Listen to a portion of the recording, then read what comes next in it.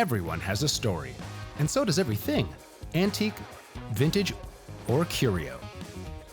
I've seen only a very few of them, usually in top collections or in auctions. It's not common to find them online or things of that nature. Like, we've had collections that have sold for, tens of thousands to hundreds of thousands of dollars. Technological innovations, cultural significance, personal memories. What is it that gives each of these unique items their timeless quality? Can't find these anywhere. No.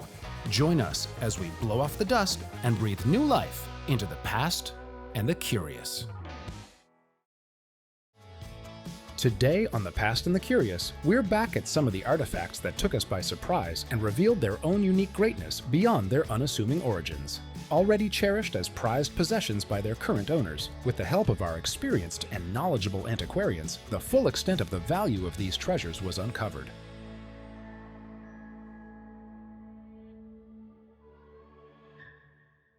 My name is Hunter Fournier, and today I've brought in a slew of fountain pens. I call them my boys, but today they're just my fountain pens.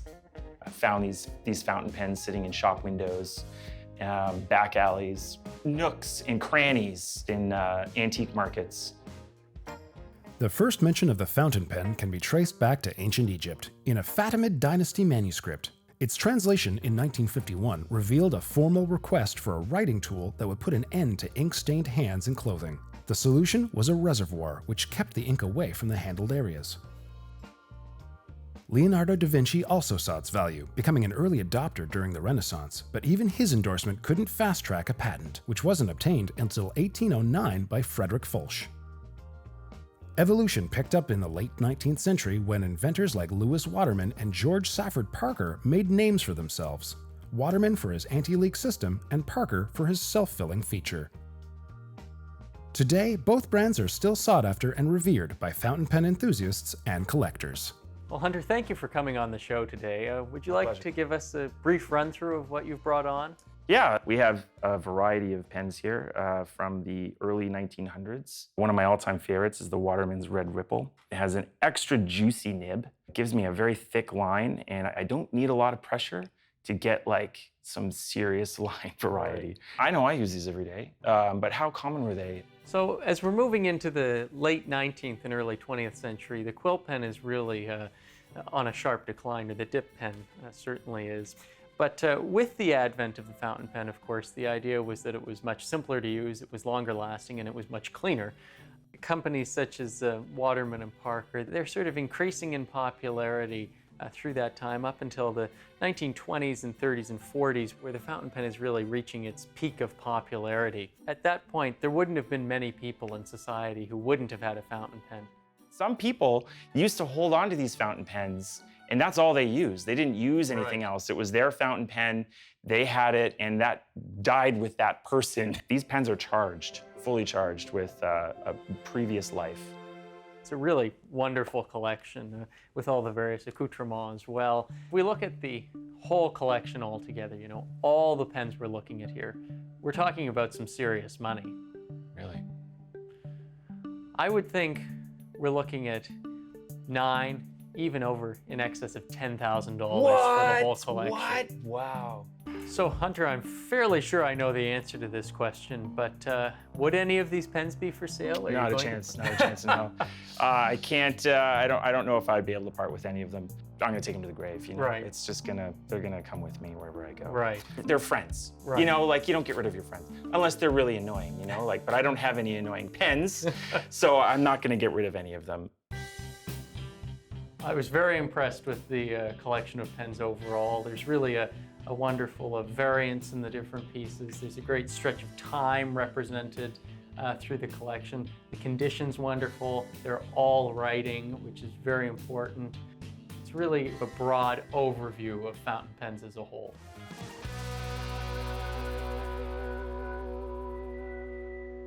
I'm Mike Melvin, and I brought in a Montreal Forum turnstile.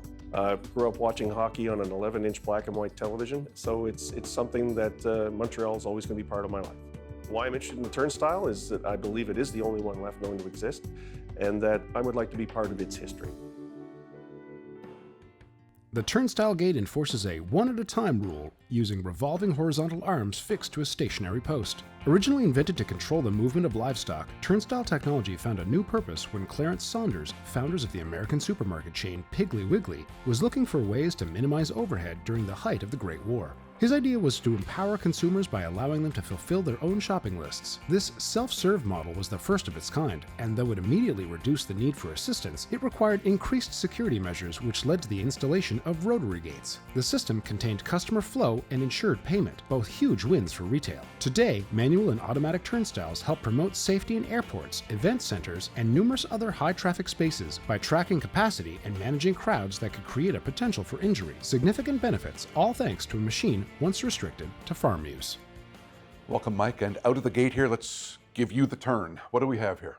Well, what I believe we have here is the only remaining turnstile from the original Montreal Forum.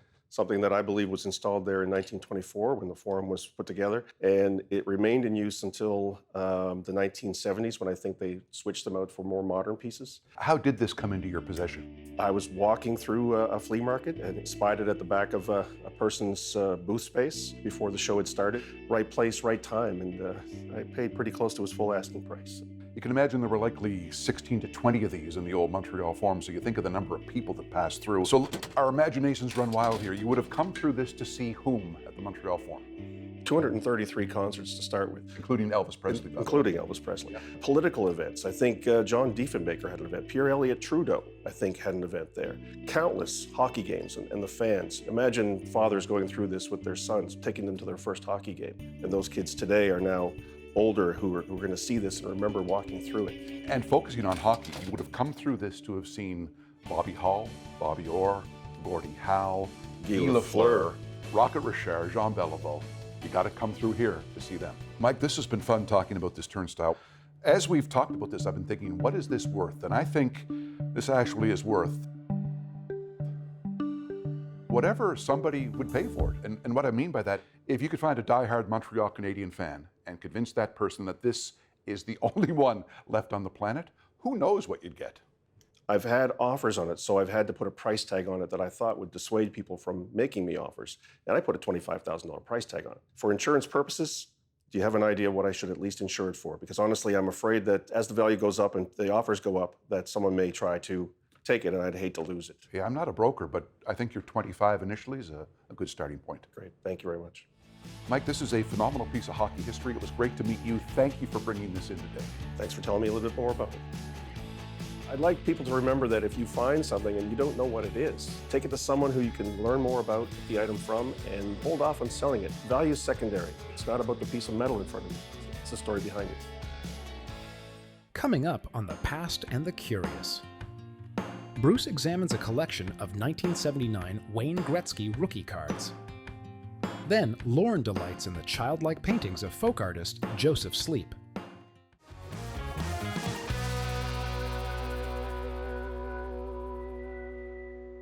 My name is Brad Hartland. Today I brought in a collection of 1979 O-Pee-Chee Wayne Gretzky rookie cards.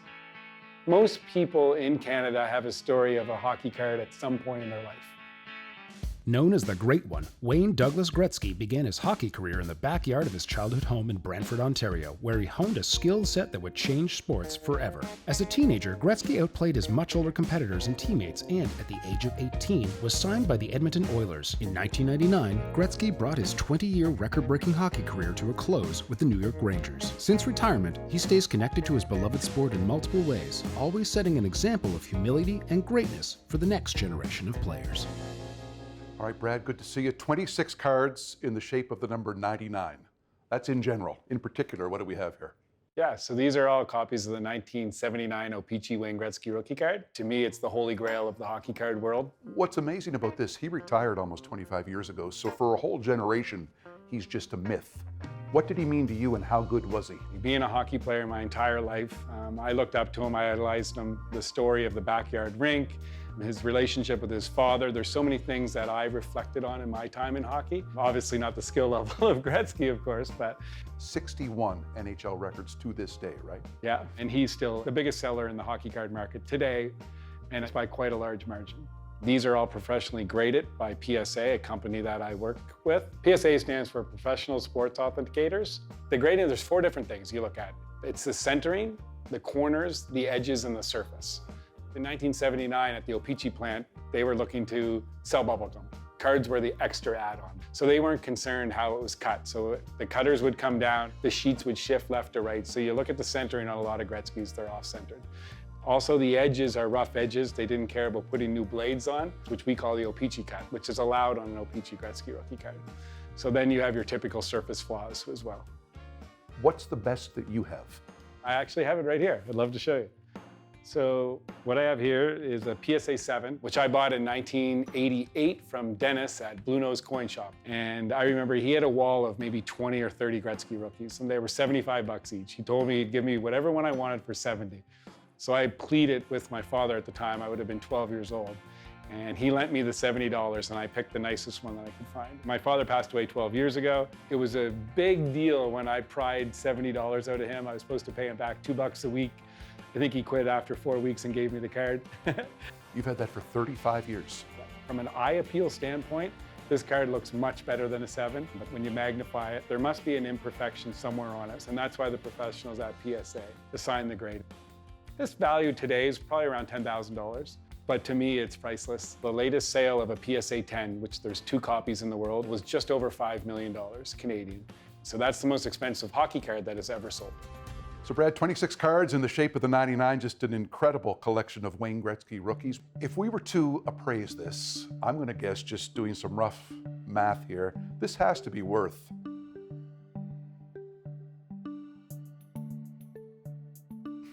$75,000. Yeah, I think you're right in the ballpark there. What are your plans for this? My plans are to keep on growing the collection. This is not for sale. This is not for sale. And thank you for bringing in your collection. Thank you for having me, I appreciate it. You know, more so than Bobby Orr, more so than Gordie Howe, if you're a collector, this is the card. My advice would be simple. Collect something that you're passionate about, that you're going to enjoy. Don't always get caught up with the monetary value of things. Remember, there's always going to be someone that has more or better. Enjoy what you have.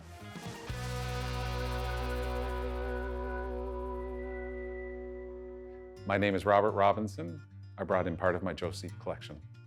I've come into Joe Sleep paintings through various means, and now they're in my possession, and I enjoy them daily. There aren't many people that look at a piece of folk art and don't like it. Joseph, or Joe Sleep, grew up with little information about his origins, except that he was likely born between 1914 and 1918, somewhere mid the Atlantic, while sailing en route from England to Canada. Like many folk artists, Joe's career began by accident. In 1973, after years of odd jobs, including fishing and traveling with Canada's largest carnival, the Bill Lynch Show, Joe's declining health landed him in a Nova Scotia infirmary. While admitted, he received art supplies to pass the time. Instead, they revealed a true calling, and Joe's identity as an artist was born. Joe's sole source of income became his illustrations, which he sold out of a small studio in Halifax until financial difficulties forced him into the streets. He spent the final months of his life housed by the local art college after a group of students discovered who he was and how he was living. Today, Joe's colorful, childlike pieces are included among some of the world's most prestigious art collections. Welcome, Robert. Thank you for coming in today. Could you share a little bit about this piece? Sure can. This is Citadel Hill Town Clock, and I received this painting from a private collection, I guess about a year ago. What interests me most about the town clock is the colors that he chose in this one in particular, but every single one of his town clocks are different, except the time was always 12:25. So he would go to Citadel Hill and watch the boats come through, and that was one of his favorite images. On this particular day, there wasn't a lot of boat traffic, so he actually started to draw the town clock, and it was 12:25 when he started to draw, so he kept that time on each one of his town clock images. Part of what I really love about this piece too was the border, the floral border. That was a signature thing that Joe Sleep would do. Could you tell me a little more about Joe Sleep before he started painting? Well, to the best of my knowledge, he was a jack of all trades. He was a fisherman first, and later was a carny with the Bill Lynch Fair for some 30 years. Before he was hospitalized with an ailment, I'm not quite sure what it was, but he spent some time in the Halifax infirmary, and the nurses brought coloring books and so forth to him. He made some posters for the nurses, and they were requesting that he would continue to do more of them. So Joe Sleep opened up a small studio after being released from hospital. It was a very small studio that I believe the rent, from what I understood, was $80 a month. And he would sell just enough paintings to pay the rent and continued to paint for years out of that studio until he could no longer afford to stay there. And I believe some NASCAD students offered Joe Sleep one of the janitor closet on campus, where he continued to work until the end of his life in 1978. So this is an interesting piece. It's triptych. In your experience collecting, how rare are these pieces? Well, Lauren, he was a prolific painter. As prolific as he was, he did only paint for 5 years. So I can only imagine how many pieces are out there. So Robert, looking at the collection of paintings that you brought in today by Joe Sleep, I would put an estimated value at around $30,000 or more. Wow. So moving forward, Robert, do you have any plans on selling these pieces? At this point, I have no intentions on selling any of them. I'm just going to continue to collect them. It means a lot to me. Thank you, Robert, for coming in today and sharing your beautiful collection of Joe Sleep's work. It's been my pleasure. Thank you, Lauren, and thanks for having me. I would encourage anybody who doesn't know the story to Joe Sleep to do a little research themselves, because it's a great story. Coming up on The Past and the Curious, Rebecca admires an elegant crystal fragrance bottle. Then, Bruce reflects on the story of a soup can released in support of Maurice Richard following his 1955 NHL suspension.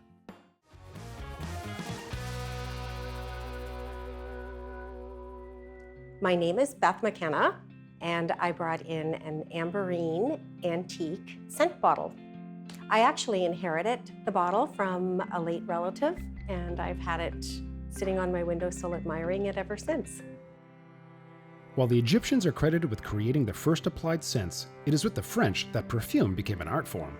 France began its relationship with fragrance during the Renaissance. During the 18th century, while under King Louis XV's reign, the use of perfumes to conceal the odors of daily life became widespread. As the demand for fragrance grew, so did the market for containers. By the 1900s, many glass and crystal manufacturers, like the luxury brand Baccarat, began producing perfume bottles. For Baccarat, it was a move that resulted in iconic collaborations with the House of Guerlain and surrealist artist Salvador Dali. Today, France remains the gold standard for perfumery, with many brands still creating high-quality scents based on century-old standards and recipes.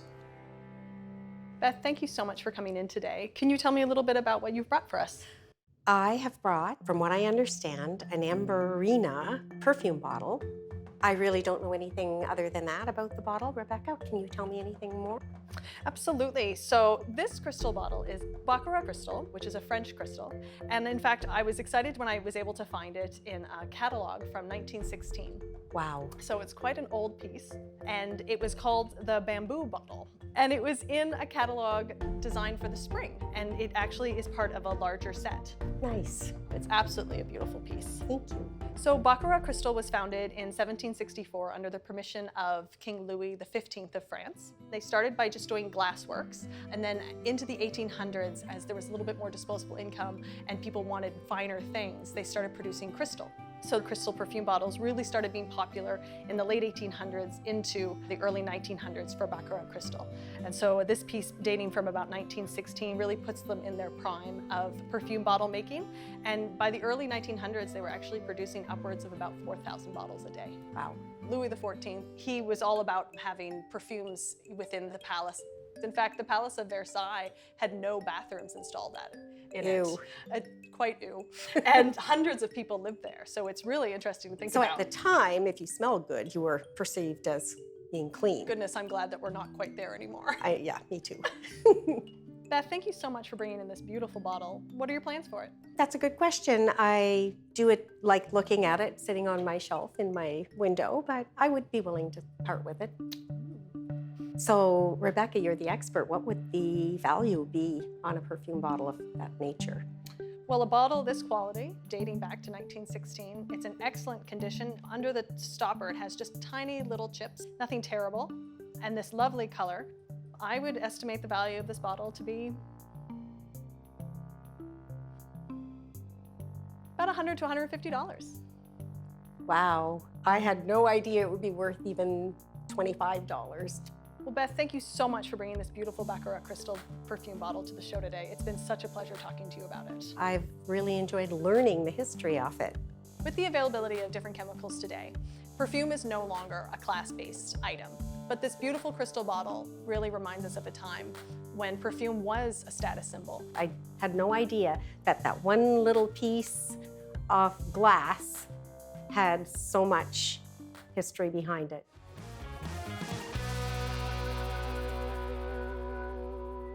I'm Mark Ennis, and today I've brought in a 1955 Maurice Richard tomato soup can. I've always enjoyed the food product items. Now this actually is a packaging type item, obviously, but it's very, in terms of collectability, it's obviously very rare and something that, you know, is really a key piece in any collection. Today, celebrity endorsements and partnerships are common ways to shape a star's brand, whether by supporting meaningful causes or promoting favorite products, but occasionally it goes the other way around. Such was the case when Campbell's released its Maurice Rocket Richard tomato soup in 1955. Campbell's added Richard to the face of their product after sales fell following his suspension from the NHL by the league's president, who, although unrelated, bore the last name Campbell. Although Richard had a tendency to become aggravated on the ice, the punishment was problematic for many reasons, and anti-French racism was at the forefront of the conversation. By siding with the Rocket, the brand took a stand with fans and all French Canadians, and it paid off. The following season, Richard reclaimed his position on the ice and fourth Stanley Cup trophy, while Campbell's reclaimed consumers thanks to their public display of support. Mark, good to see you. We're going to spend the next several minutes talking about a soup can, but not just any soup can. What have you brought in today? Today I brought in a 1955, it's actually a Campbell's tomato soup can, but it's been labeled with Maurice the Rocket Richard, number 9. So this wasn't available to consumers for long. Why was it available at all? It was created after the Maurice Richard riot in March 17, 1955. Yeah, for people that don't know, he was the biggest hockey star of the day, a veritable god in Montreal, and Clarence Campbell, the president of the NHL, Campbell, no relation to the soup, suspended him in late '55, costing Richard the scoring title, which he never won, and the Canadiens probably the Stanley Cup. And Montrealers in response actually rioted the next time Campbell was in the Montreal Forum, which was just a couple of days after he suspended Rocket Richard. So Montrealers and people around Quebec actually stopped buying soup because it was Campbell's soup that they thought was associated with President Clarence Campbell, but it wasn't, was it? It wasn't, and just the name itself, by association, put them in a bad light, and yeah, people stopped buying the soup. So this was their answer to that by creating a label of the cultural icon of the day, and certainly in the fore, especially at that moment in time, for Maurice Richard. And what better could you do to get business back very quickly than to put his name on the label of the can? All right, Mark, we spent a good chunk of time talking about a can of soup, but a very special can of soup. What's your plan for this item? This will probably go back on the shelf with the Maurice Richard items that I have in the collection, and it'll be back there in its safe place for the time being. It's something, you know, it's very hard to know full value, what it could be worth, and I have somewhat of an idea, but what do you think it's worth, Bruce? That's a tough one. It's tough because I think the label itself, if it was off the can, probably in that condition, $500. On the can, in this condition, I think $1,000, but with this caveat, if you found the right collector, it's one of these ones that's worth whatever that collector would pay for it. So if you someday called me and said, I got $7,500 for this, I'd say, yeah, good for you. Do you think you'd ever sell this? Being such a unique piece and it's such a key part of the collection, and being a die-hard collector would be really hard to part with, so I probably will keep it. Well, Mark, thank you for bringing in the Maurice Richard tomato can, a fascinating piece of history, great part of your collection. It was nice to talk to Bruce about the soup can. It's probably an item that a lot of people haven't had a chance to see, so hopefully of interest's sake, somebody will see that and say, wow, they did that after the Richard riot, and also just a bit of memorabilia history as well, for just in general.